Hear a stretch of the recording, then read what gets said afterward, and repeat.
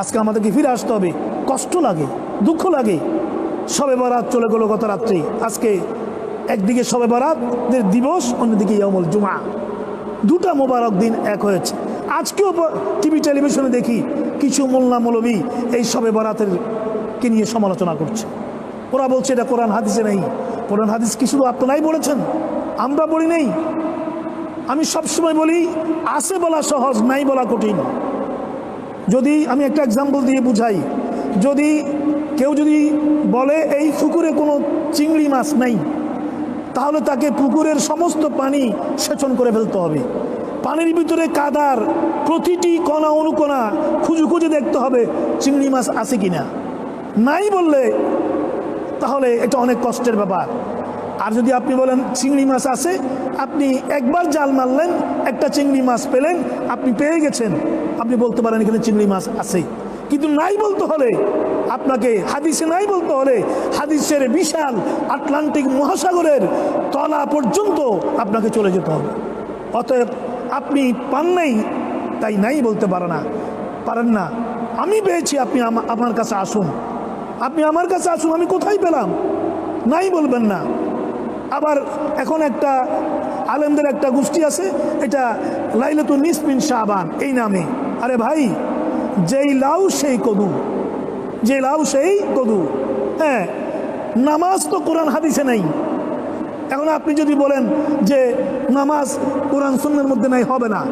নামাজ কোরআন হাদিসে আছে। সালাত, এটা এই এলাকায় এসে নামাজ নাম ধারণ করেছে। যেই সালাত সেই নামাজ।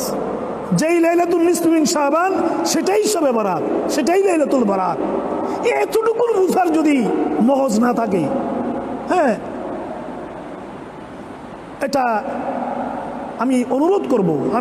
আমি কারোর সাথে এগুলো নিয়ে একেবারে তর্ক বিতর্ক করা, বার্গেনিং করা, ডিবেট করা, আমি সেগুলো আমার ভালো লাগে না। আল্লাহ যাকে ইচ্ছা হিদায়াত করবে, আল্লাহ যাকে ইচ্ছা গুমরাহ করে দিবে। তো আল্লাহ রাব্বুল আলামিন আহকামুল হাকিমিন এই লাইলাতুল বরাতের উসিলায়, এই মহান রজনী, আজকের ইয়াউমুল জুমা, এই মহান দিবসের উসিলায় আল্লাহ পাক বাংলাদেশকে হেফাজত করুন। আমাদের সরকার কয়টা জিনিস? চারটা জিনিস। এক, ইল্লাল্লাযিনা আমানু, যারা আল্লাহ এবং রাসূলের উপরে ঈমান এনেছে। দ্বিতীয়, ওয়া আমিলুস সালিহাত, যারা ভালো কাজ করছে।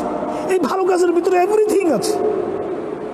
ইনসানিয়ত, মানবতা, দুর্নীতিমুক্ত সমাজ ব্যবস্থা, নিজে ভালো হওয়া, কি নেই? ওয়া আমিলুস সালিহাতের ভিতরে একটা সুন্দর সমাজ ব্যবস্থা, একটা সুন্দর পৃথিবী, একটা সুন্দর গ্রহ বিনির্মাণের সব কিছু আছে। এবং এটা করার জন্য আর দুটো জিনিস কি লাগবে? ওয়াতাওয়াসাউ বিল হাক্কি, তোমরা সমাজকে, দেশকে, রাষ্ট্রকে, মানবতাকে, সবাইকে হকের প্রতি আহ্বান করতে হবে, সত্যের প্রতি আহ্বান করতে হবে। সবাই অন্যায়ের প্রতি আছে, অন্যায়ের দিকে আছে। আমিও গা ভাসিয়ে দিলাম, আমিও চুপ করে থাকলাম। চুপ করে থাকলে অন্যায় সমাজও হবে। যদি রাষ্ট্র চুপ থাকে, সমাজ চুপ থাকে, নেতারা চুপ থাকে, আলেমরা চুপ থাকে, তখন আল্লাহ পাক রব্বুল আলামিনের গজব অনিবার্য হয়ে যায়।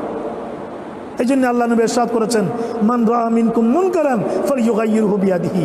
তুমি যদি দেখো সমাজে কোনো অন্যায়, অবিচার, পাপাচার হচ্ছে, তুমি সেটা, রাষ্ট্রের শক্তি আছে, নেতার শক্তি আছে, আলেমদের শক্তি আছে, শক্তি প্রয়োগ করে ওটাকে বন্ধ করতে হবে, পাওয়ার প্রয়োগ করে বন্ধ করতে হবে। যদি সেটা না পারো তাহলে মনে মনে ঘৃণা করতে হবে। সেটা না পারলে মুখে প্রতিবাদ করতে হবে, মুখে প্রতিবাদ করতে হবে। ওটাও যদি বন্ধ হয়ে যায় তাহলে মনে মনে ঘৃণা করতে হবে। এটা হলো ঈমানের সর্বনিম্ন স্তর। কিন্তু সর্বোচ্চ স্তর হলো অন্যায়কে রোধ করে দেওয়া। সেটা আজকের এই পরিবেশ আমাদেরকে সেই শিক্ষাই দিচ্ছে যে পৃথিবী থেকে অন্যায়কে উচ্ছেদ করতে হবে। ওয়াতাওয়াসাউ বিল হাক্কি, তোমরা ন্যায়ের প্রতি, সত্যের প্রতি, হকের প্রতি মানুষকে আহ্বান জানাও। এবং ওয়াতাওয়াসাউ বিস সবরি, সবরের উপরে থাকো, সবর, ধৈর্য। এই জন্য আল্লাহ ইরশাদ করেছেন, আগে যেটা বলেছি, ওয়াবাশশিরিস সাবিরিন, যারা ধৈর্যশীল। হে নবী, আপনি তাদের, কি অমুসলিম, কি হিন্দু, বৌদ্ধ, খ্রিস্টান, মুসলমান, গোটা মানব গোষ্ঠী কুদরতে এলাহি দেখছে। এটাই হচ্ছে বাস্তবতা। আমরা আল্লাহ পাক রব্বুল আলামিন হাকামুল হাকিমিন, আল্লাহ সব কিছুর স্রষ্টা, তিনি তার সৃষ্টিকে যেভাবেই পরিচালনা করছেন আমরা সেটার উপরে আমরা শুকরিয়া আদায় করছি। আল্লাহর মহিমা আমরা বর্ণনা করছি, আমরা সবাই পড়ছি আলহামদুলিল্লাহ। কারণ আল্লাহ পাক রব্বুল আলামিন নিজেই আমাদেরকে বলে দিয়েছেন যে আমি তোমাদের পরীক্ষা নেব, নানা রকমের বিপদ আপদের মধ্যে ফেলে আমি মৃত্যু দিয়ে, মহামারী দিয়ে, প্রাকৃতিক দুর্যোগ দিয়ে তোমাদের পরীক্ষা নেব।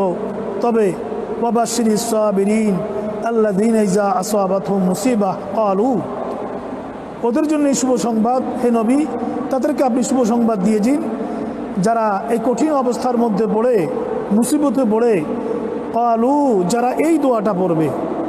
আমি আগের জুমাতে বলেছি যত দোয়া আছে এই দোয়াটা সর্বোৎকৃষ্ট, কারণ এটা কোরআনে বর্ণিত হয়েছে, এটা কোরআনের দোয়া এবং এটা আল্লাহর শিখানো দোয়া।